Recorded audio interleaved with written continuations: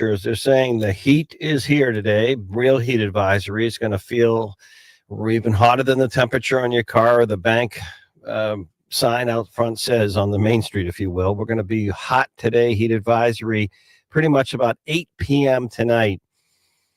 So you know that going into the day. Good morning, New Hampshire. Good morning right up into Maine. Of course, we have additional FM coverage for you up into Maine on 98.7 HD2 if you like that digital clarity stuff. Hey, Alexa. Hey, Google, play the Pulse of an H. Manchester Concord, 107.7 FM. Lakes region, we have you blanketed as well, 107.3 FM and 98.3 FM HD2 as well if you like the digital stuff. Hey, Alexa. Hey, Google, play the Pulse of an H. We'll tell you, well, our poll question this morning is going to deal with the weather, Mother Nature, and it's been an interesting pattern of the real hot stuff. But around the country, we hear more about weather, social media, marketing with weather channels. So I'm not going to get into it. But our poll question up on X: Do you think things are getting hotter and warmer than typical summers here? Yes or no? It's up on the Pulse of an H, or X at the Pulse of an H. J-Doc can give us the results from yesterday when you're ready, Dog. I'm not going to put you on the spot. There's one more minute of it, by the way. Oh, one more minute. In 1 minute. Okay, well, coming up in just a few moments live, we have some great newsmakers. Representative Maggie Goodlander, Congresswoman, 2nd Congressional District. We're going to hear from John Decker in this hour, our own White House correspondent. Busy time in Scotland. President Trump playing on one of their courses there, heading back to the White House today. A lot going on with that trade deal with the European Union, as well as other stuff out of that trip. And a little bit later on, we'll talk about the red-hot housing market here. We continue to see reports that New Hampshire's housing market, one of the most sought-after places to move. No wonder things are not affordable. Terrible, terrible story out of Manhattan, New York City. Just a terrible story. President Trump has been briefed, but the New York City shooting, police officer who was working some overtime, expecting a third child, was killed. We just had that expert interview, ironically, and sadly yesterday, J-Dog, with a retired lieutenant commander of the New York City Police Department, Joe Cardinale, was on with us talking about this and the danger of policing in New York City. But he was killed, as were a few others, and the suspect took his own life. Apparently, of course, mental illness always at the center of this, in my humble opinion, mental health, but targeting the National Football League, according to reports. He had played, he was basically had been a high school football player, former security guard, and drove from Nevada, double parked, went in and started firing. So, one NFL employee in that building, the NFL executive offices, some of them was seriously injured before the gunman took his own life. But as I talked yesterday, ironically, we had the interview yesterday from the retired lieutenant commander of the New York City Police Department. And he was talking about a lot of this. And, the other thing is mental illness, mental health. I talked yesterday quite a bit about this, and a lot of these cases, we saw that terrible, and I don't know, it's been years already, but Lewiston, Maine, you think of that just incredible nightmarish story with that the person who was suffering a lot of mental health and illness went into the couple of places there in downtown Lewiston, Maine, and opened fire, and the bowling alley, one of them, and the restaurant. I mean, just you look at these cases, and I'm just going to point this out. There are a lot of ticking time bombs out there. And it's pretty scary, pretty sad. But this one yesterday, as we get going on a pretty hot day today. But again, a couple of the stories we're tracking. We'll be talking more about some of the economy this morning. And right now, the economy yesterday, markets were way up, mostly in reaction, I would guess, to the agreement of the trade deal with the European bloc, the European Union of Nations, 27 countries, largest trading block or clout of countries, and pretty darn good deal for the United States. So we'll hear more on that as we get going on this morning. President Trump, I guess, visiting his new golf course over in Scotland, playing a little golf before flying back, and John Decker, our own White House correspondent, will be weighing in on a lot of the news happening this morning as we get going. Also, J-Dog, we're going to be talking a little bit about Mother Nature Day because it is hot today, and we can give us an update on our poll question up on X from yesterday as we get going at the pulse of an H. I'll let you take it away, J-Dog. Are you more optimistic about the economy moving forward? 58.8% saying yes, 41.2% saying no. Really? So still some question marks about it, but right now things seem to be more resilient than ever before. Now, President Trump, one of the topics he discussed, despite all the trade stuff and meeting with the Prime Minister of Great Britain and others in the big trip to Scotland, President Trump talking about Jeffrey Epstein and the past and why he kicked him off his resort in Florida for supposedly stealing employees after people in the White House said he was a creep. President Trump talking a little more about that, but the questions on Ghislaine Maxwell continue. She's in prison, of course. She spent 2 days talking to an attorney with the Justice Department. So according to reports, has 100 names that she's willing to give up on the Epstein list, and probably in hopes of getting out of prison. But I shared with you yesterday the Bradford, New Hampshire connection to Maxwell. She was tried and convicted for her time with Epstein as his accomplice, setting up a lot of the underage meetings and the bad stuff happening on that island, as well as in their home. People forget the trial with Maxwell as she was charged, or when she was tried and then convicted, found guilty. She was the one that would go out and find the next victims of Epstein. She would find like a young woman, underage, to come in under the auspices of being like a nanny or someone working in the home. And next thing falling into as a victim to Epstein and her, and then she'd go out and find another one and would do this. And she was sentenced, and right now she's talking, and we'll see where it goes. But this is one of those stories that does not seem to be going away, unlike some of the past stories. Hey, Alexa, hey, Google, play the pulse of an H. Coming up, we're going to check in with the member of Congress from the 2nd Congressional District as we get going this morning. Maggie Goodlander will be touring the Portsmouth Naval Shipyard and some other veteran stuff as we get going on this Tuesday. It's a hot one again. It's a hot one, and we are going to be keeping an eye on that because it's going to really get hot in terms of yesterday wasn't as bad as I thought. I don't know about you. Yesterday they were talking about the heat advisory yesterday. It was hot, but it wasn't as bad. Today, I think you're going to feel it more. And that heat advisory in effect till 8 p.m. tonight. Hey, Alexa, hey, Google, play the pulse of an H. Jack, Heath, J-Dog on the boards, our Capitol Studios. Back in a moment. The Boston Red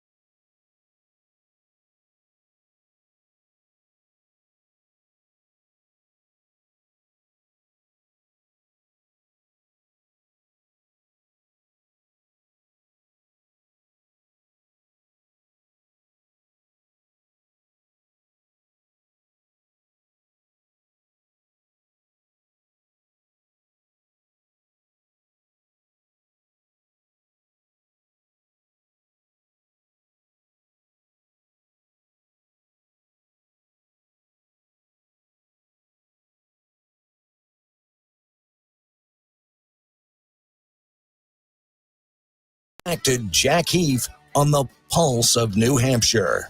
Looking forward to our check-in from John Decker, our own White House correspondent. Busy, well, 2 or 3 day period, even in Scotland, with President Trump heading back later today.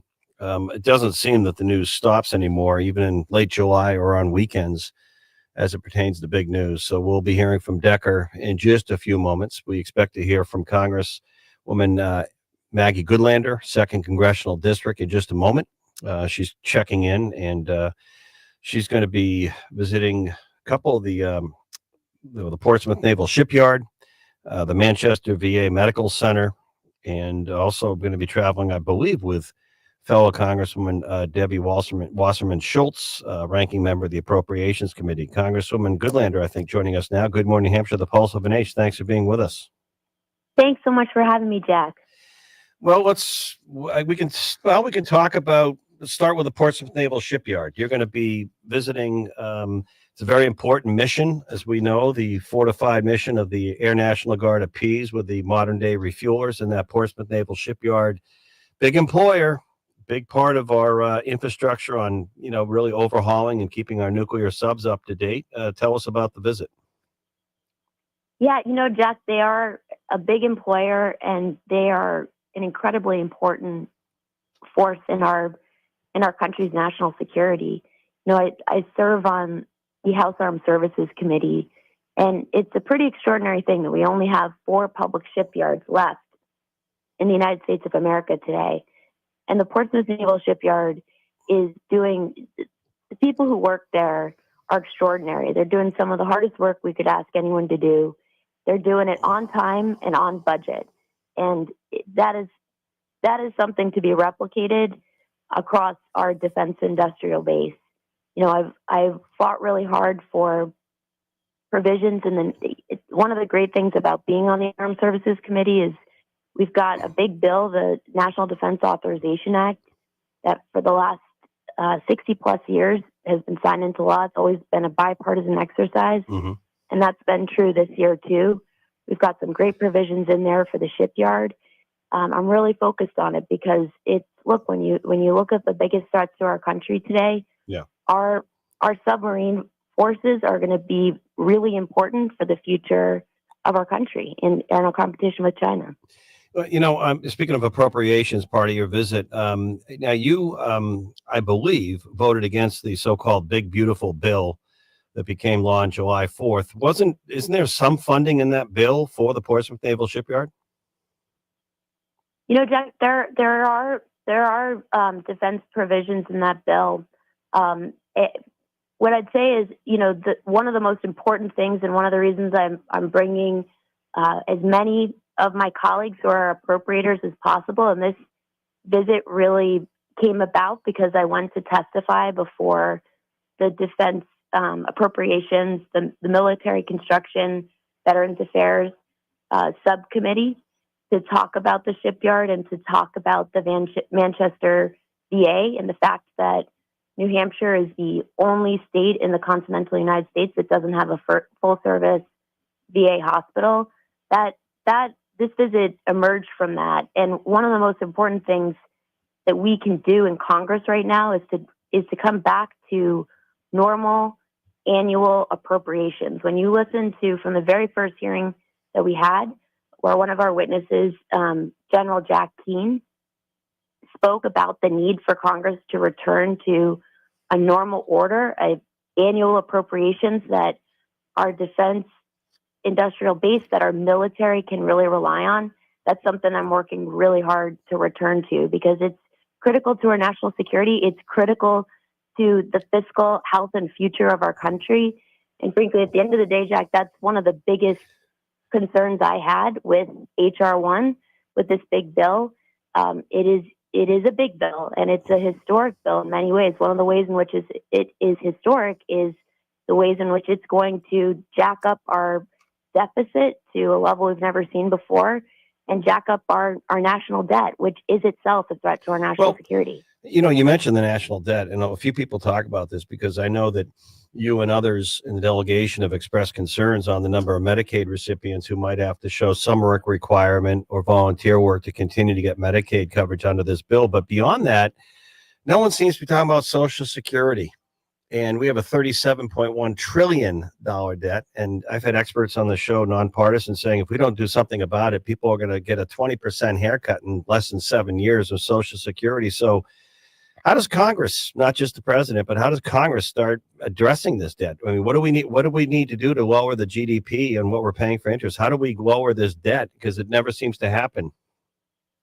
Yeah, look, I'm 6 months into the job, and I've been searching aggressively to find partners who will work with me in Congress to really get serious about how we're going to address our debt and how we're going to solve for the future of Social Security and the programs that hardworking people have paid into their entire working lives.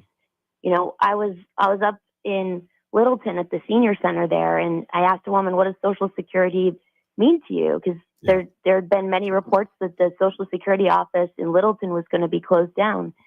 People from 100 miles across our state rely on that office. She said, "Social Security is my life.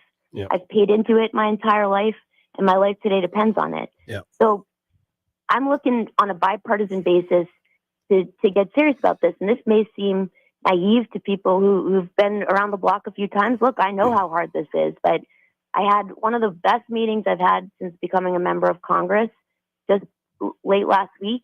It was a bipartisan, bicameral meeting, small group of people who are very serious about doing serious things to address our debt crisis and to protect the future of programs, including Social Security.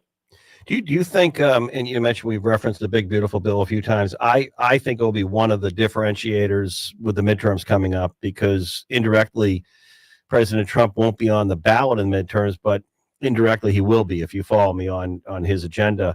And I think the economy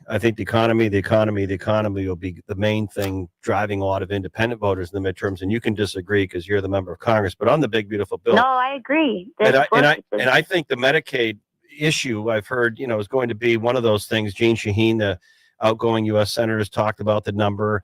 Chris Pappas has talked about it. And I think the core of the debate is going to be who can explain the message of what exactly is happening, because these impacts won't be until after the midterms. And so Medicaid, Medicare is for older folks, recipients, Medicaid, public benefit for those who make less, who need public help with their health insurance. And it's an important part of the picture here in New Hampshire on the federal side for a lot of people who fall below a certain income line. They need some help and support. I guess the big question is going to be work requirements, job training, or volunteering. Do you think there should be any work requirements introduced to Medicaid, even 20 hours a week, or do you think that's a bad idea? Well, look, just to say about the bill itself and what's been signed into law, because I agree with much of what you said, Jack, except what I point out is, these cuts, some of these cuts are going to go into effect much sooner and actually before the 2026 election. So just when you look at the totality of the healthcare provisions in this bill, I think around 4 million people in our country rely on the Affordable Care Act premium tax credits to get their health care. And I've met many of them here in New Hampshire, people who are cancer survivors who never would have been able to get treatment, but for these Affordable Care Act premium tax credits. Those are going to expire this year. People are going to feel the pain of that health care being put on the chopping block and put into peril this year. This bill, because it is so fiscally irresponsible, triggered $500 billion in cuts to Medicare. We've never seen anything like this. So this is going to have to be navigated as well. And then you add on top of it the changes to Medicaid. Now, what I'd say I'm all for reasonable requirements in any federal program, reasonable requirements, reasonable measures to make sure that we are really cracking down on waste, fraud, and abuse. And I think that is what motivates a lot of people in this space, to make sure that federal programs are serving the people who they were intended to serve. When you take a look at the work requirements and the additional paperwork, the red tape that this bill imposes on people who rely on Medicaid, and we're talking about people with disabilities, who rely on Medicaid as a lifeline. Mm-hmm. We're talking about a lot of veterans. We're talking about a lot of small business owners and employees who rely on Medicaid as a lifeline. Yeah. You know, if you've ever tried to enroll in Medicaid, it is a very difficult thing to do. You know, the system is not perfect, but it is designed to rid out waste, fraud, and abuse.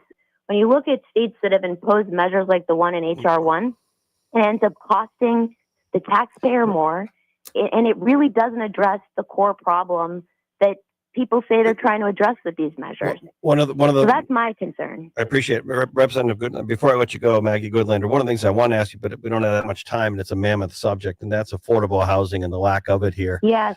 And rents going up. And I don't want to make it a 30-second answer, but two quick questions to let you go. Is there anything that can be done on affordable housing? Because it's market-driven, supply and demand.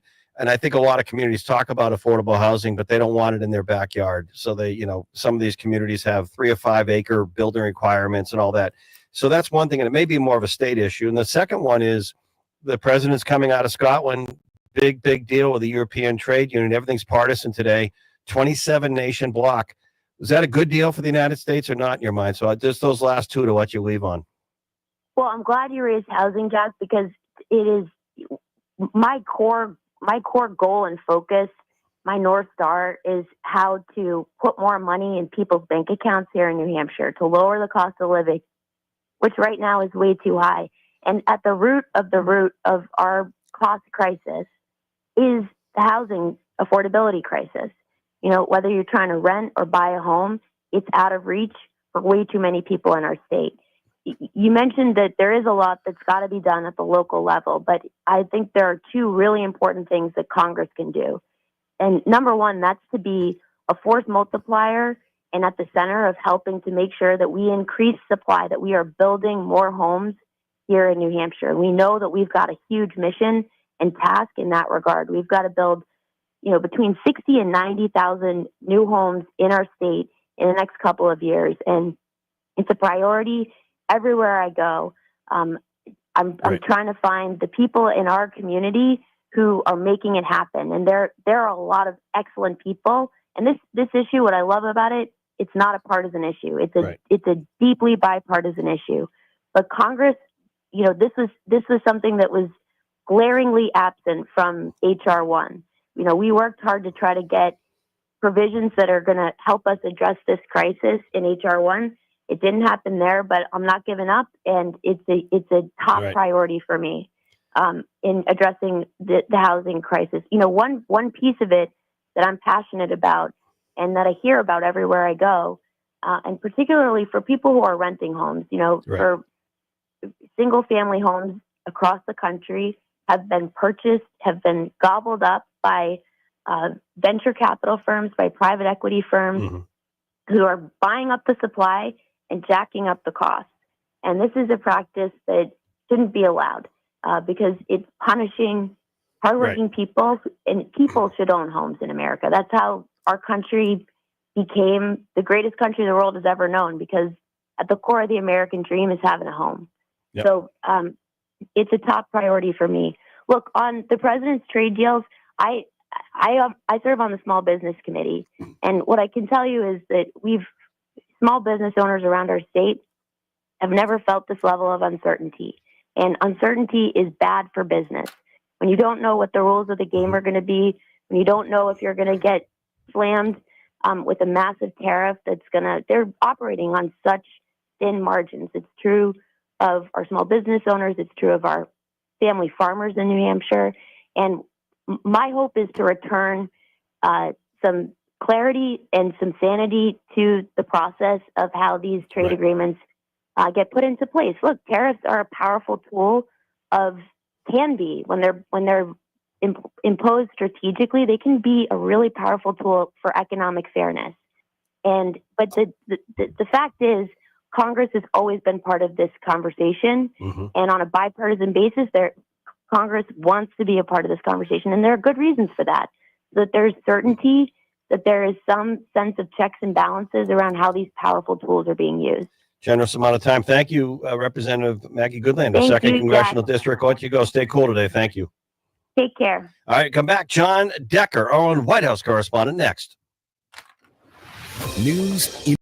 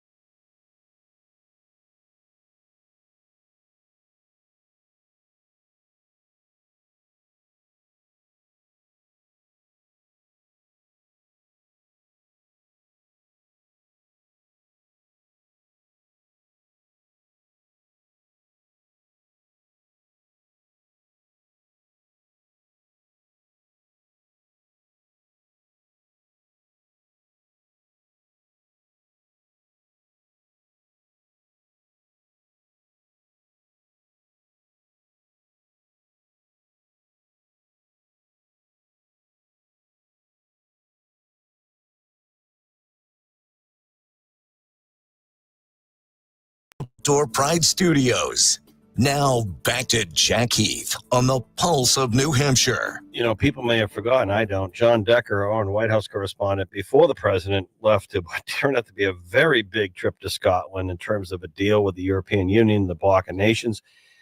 John Decker asked the president about 10 questions, and he's still asking. And everything now from the Ukraine, the president's getting more terse towards Vladimir Putin on the timetable, but a close ally of Putin fired back.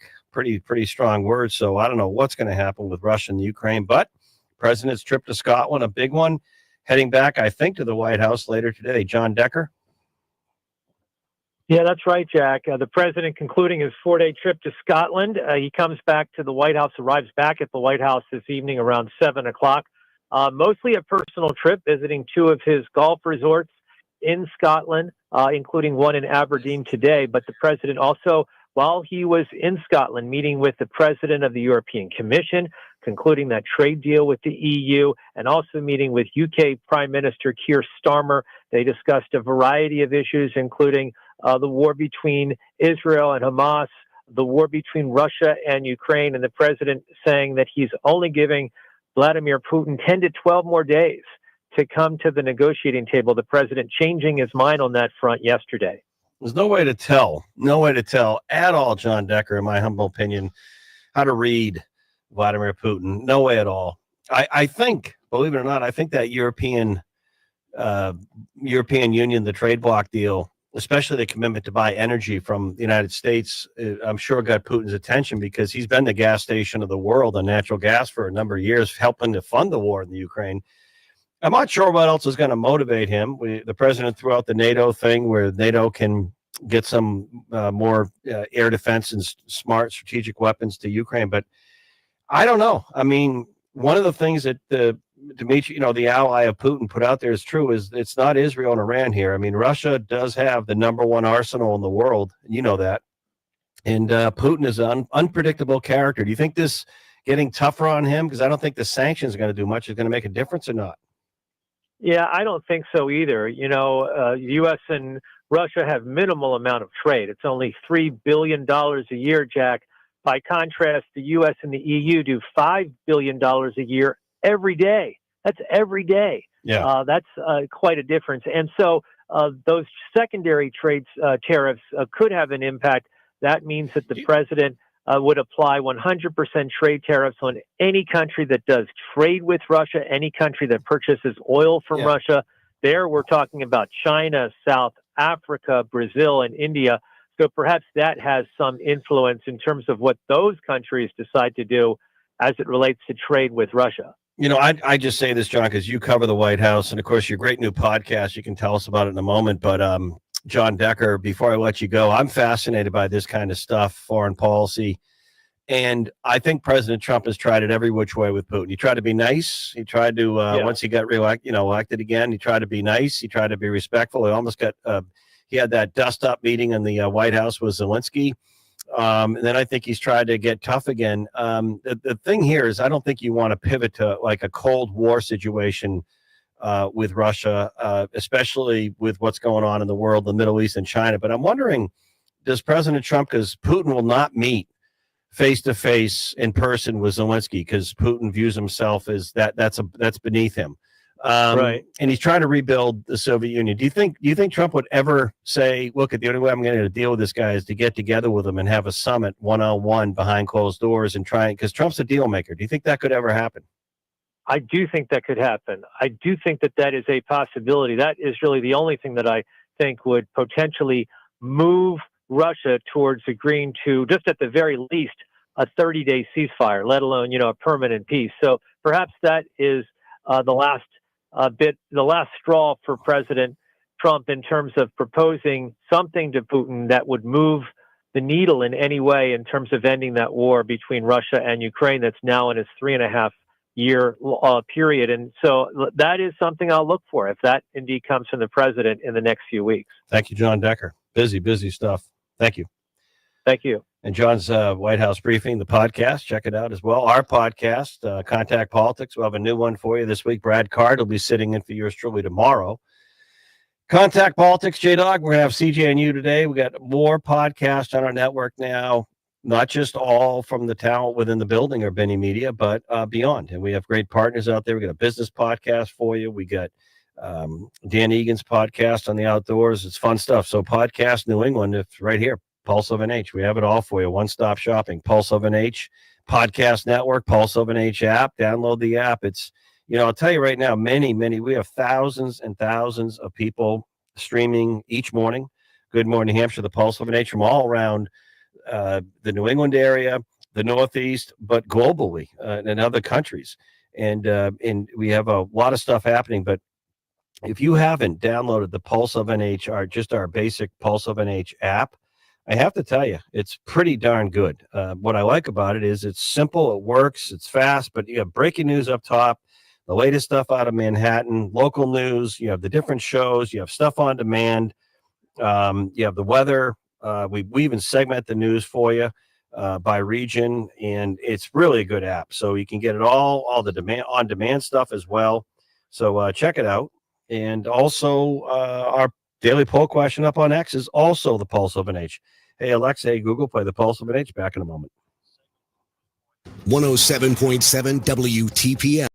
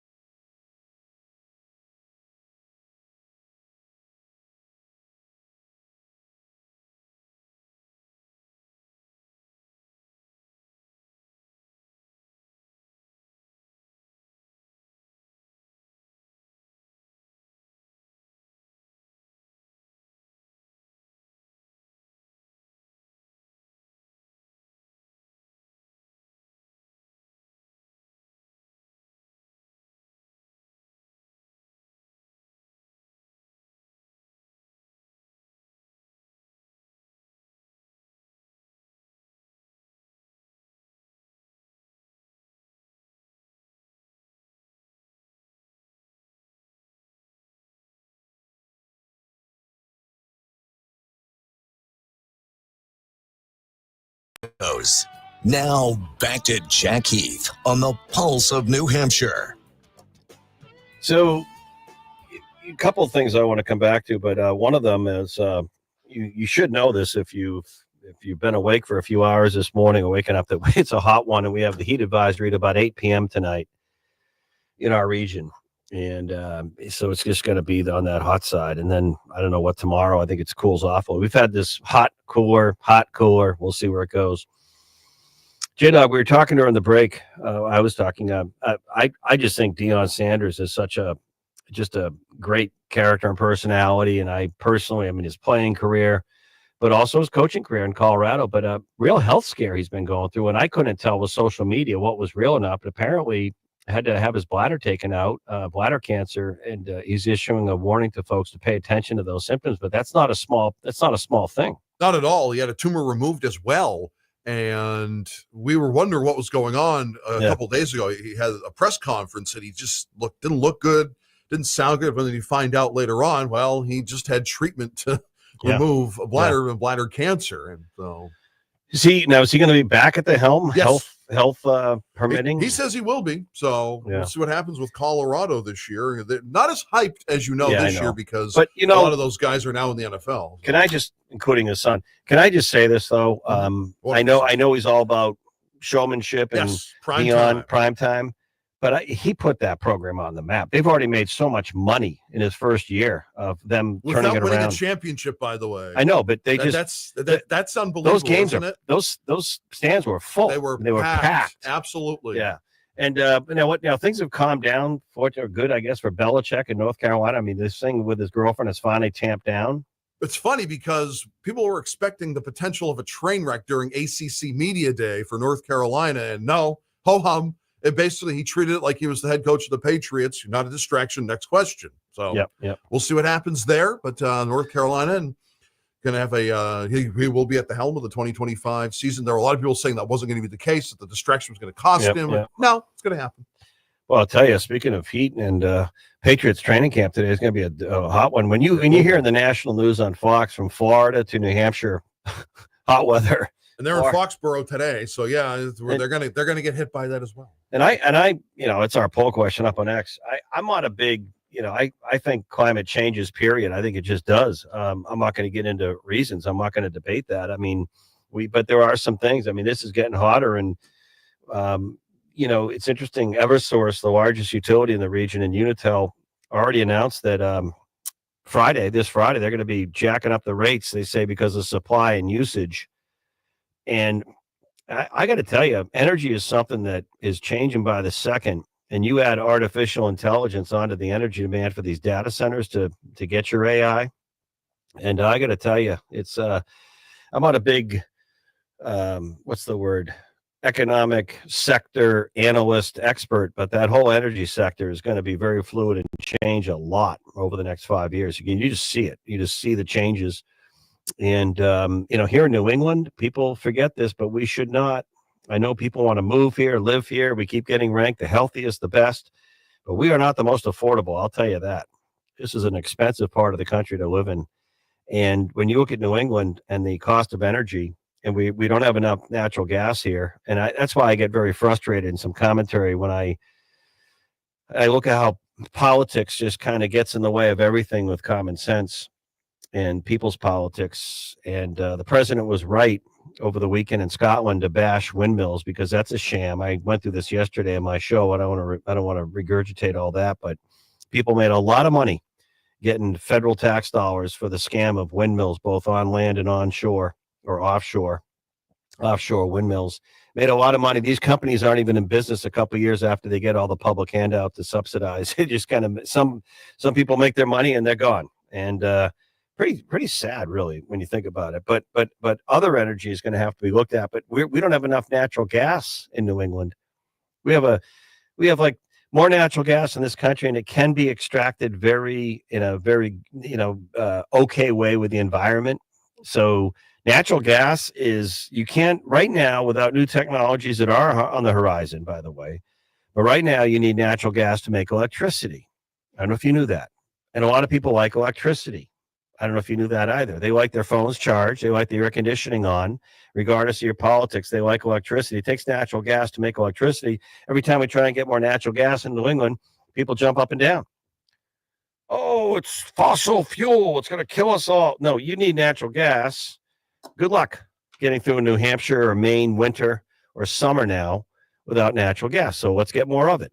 You want to get solar? That's fine. Solar, great. I think harvest solar energy all day long. Green energy, define it. But we're going to have to, I mean, in Japan, I don't know if you've seen this, in Japan, and they're a pretty smart country on robotics and technology. Japan, they're ahead of us, by the way. I don't mean to point that out. We just got a trade deal with them as well. But Japan, they have these, they call them SMRs, these small, like mini nuclear portable reactors. So they're about the size of a railroad car. So picture a caboose on a train behind a building, powering like a whole quadrant of a town or city in Japan or commercial property. It's these small nuclear reactors, and it's going to be things like that. Of course, Europe has a lot of more nuclear reactors than we do here, but nuclear has gotten such a bad name over the years. 3 Mile Island, Seabrook, the Seabrook Power Station was delayed so long. Do you realize we're still paying? Do you know this, folks? When Eversource and these other utilities, Eversource is the largest, go to the Public Utilities Commission of New Hampshire and seek a 17% rate hike. Do you know that we're still paying? Here's a question for you. Do you know when you pay your utility bill for electricity to your utility provider in New Hampshire, do you know that today, in this date, here we are, July 29th, 2025, we're still paying stranded cost from Seabrook? I don't know if you knew that, because they, by the way, let's just test, speaking of energy, artificial intelligence here. When did the Seabrook Station, New Hampshire, come online? So I didn't really say that one right, but we'll see if it picks it up. I even mispronounced, but so that one. When did Seabrook Station, New Hampshire, come online for nuclear energy? I think I remember the date, but I'm going to look at 19. Okay. Seabrook Station, New Hampshire became, this is AI, this is what we're paying for in data centers, became a commercial operation 1990. Construction began in 76. But all the lawsuits, all the stuff, one of the reactors was never, but J-Dog, 1990, Seabrook. Okay. Do you know we're still paying stranded cost for all the legal stuff on that and the protests and the delays? Do you know we're still paying that in our bill? I don't know if you knew that. Yes. Because guess who pays bills? You, me. Everything's passed on, right? So when you look at a utility bill today, oh my goodness, you need an interpreter. You need a financial interpreter. The bill is like it's like fine print on one of these medications. Side effects can cause death, stroke, suicide, depression. The utility bills, I mean, you got the supply, you got the cost, you got all this stuff in there. There's like 27. I mean, it's like if you read the explanation on your utility bill, it's like another language. And I always believe that when things are that convoluted, it's like healthcare. When you can't understand your healthcare bill, there's a very good reason for that, because it's not that you're not a bright person when it comes to finances. It's because they don't want you to understand the bill. They don't want you to know what's in it. They just want you to pay it. So healthcare, you go and get a procedure, you get bills for like 6 months. You're like, why am I still getting bills beyond this? And I did a copay. What? Energy. When things are that convoluted, they're that confusing for a reason. They don't want you to know what's in it. That's my take. Simple stuff should be simple. Healthcare is a great example. They don't even tell you. There's no transparency. You go to the doctor or the hospital and you need something done. You can't say, okay, you tell me I need my rotator cuff repaired in my shoulder. About how much is this going to cost? They can't even answer a question. Barring complications or an infection, they should be able to tell you within $500 the cost of that. But no, they can't, because the system doesn't want you or them to know it. They just want to hose people and make you pay it. And the same thing with our energy sometimes. It's so convoluted. Some commentary. When things are that complicated, you smell a rat, and that's what's going on in a lot of this stuff, including our energy. Hey, Google, hey, Alexa, play the Pulse of an H. Reminder, if you want to hedge all this uncertainty, gold and silver are a big way to do it right now. Great partner and sponsor, Alpine Gold, alpinegold.com. What we want to tell you, and they have a great home site, alpinegold.com. They also have a great home, 1800 Elm Street, Manchester, New Hampshire. They're headquartered in Utah. They got the vault. They got the silver. Silver, by the way, seems to be a great buy going forward. I'm not the broker, advisor, investor. I'm just telling you. But you can go to alpinegold.com by being a listener to the show and just at checkout, put in the pulse. One word, though. Don't separate it. Do it as one word. The pulse. The pulse. Just the pulse. Do it at checkout. If you're going to buy some silver, buy some gold, buy some gold backs, or join. They have the United Precious Metal Association, which is pretty cool. They you can keep it in there, or they can ship it to you. Shipping's free. You get a lot of great extra service by just putting in at Alpine Gold, the pulse together. One word, the pulse. And get some silver. They say if you read the analyst stuff, speaking of AI, because you can ask these things now and it'll spit this expertise out across all the fields and artificial intelligence. Silver is used to manufacture a whole heck of a lot of stuff we've talked about in the show with technology, silver, and there's less supply going into the fall, so they think silver is going to finally go up in price. Gold is obviously up already, but silver is a great way to go, so just go to alpinegold.com, alpinegold.com. Put in the pulse, one word. Free shipping and other great services, the pulse. Do it today. It's a pretty good way to hedge everything. Hey, Google, hey, Alexa, by the Pulse of an H coming up. We're going to hear from some of our regular contributors. Also, kids that watch crap on TV tend to eat more crap. That's from a doctor coming up. And then a little bit later on, Mike Cody, New Hampshire Business. Dean Spilliard is Southern Hampshire University. Hey, Google, hey, Alexa, by the Pulse of an H. Back in just a few.